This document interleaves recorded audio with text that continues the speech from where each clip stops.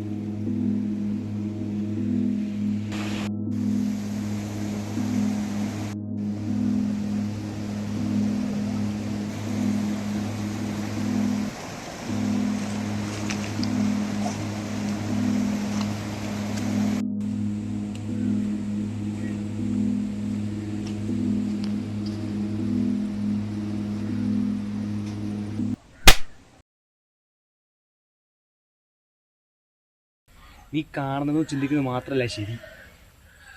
അല്ലെങ്കിൽ നീ വീണ്ടും പോവും ചാവാണെന്ന് പറഞ്ഞിട്ട്. ആരെങ്കിലും കാണായിരുന്നു.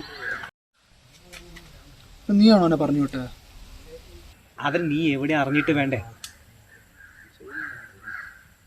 പിന്നെ അവൻ ഇവിടെയൊക്കെ തന്നെ ഉള്ളതാ.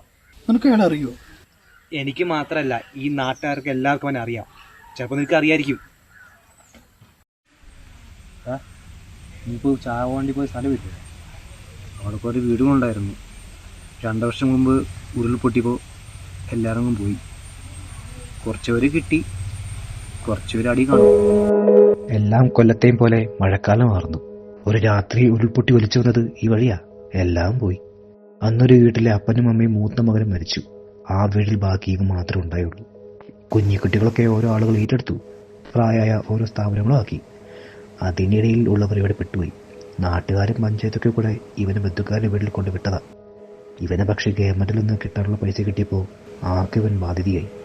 ഇപ്പോൾ സിനിമയിലൊക്കെ കാണുന്ന പോലെ ഒരു മാനസിക രോഗി പോയാണ് ഇവരെല്ലാവരും കാണുന്നത്. പക്ഷേ എനിക്കങ്ങനെ തോന്നിയിട്ടില്ല.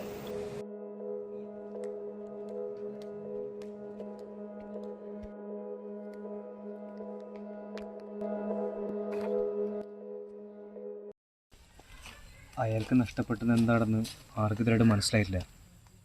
അതുകൊണ്ടാണ് അയാളിപ്പോഴും ഒറ്റപ്പെട്ട് നടക്കുന്നത്.